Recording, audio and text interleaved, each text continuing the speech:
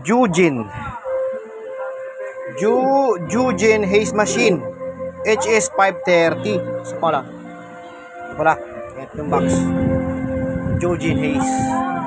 So, yan ang laman. Heater. Pump. Ito yung ano niya. Liquid. Tapos dito yung sa display. Tapos may power supply yan dyan. So, operation. So, paano ba gamitin to? Yan, yun. So, yan na.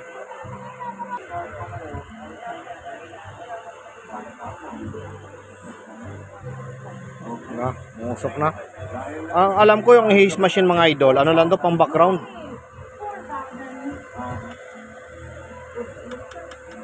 Diba, mga idol. So,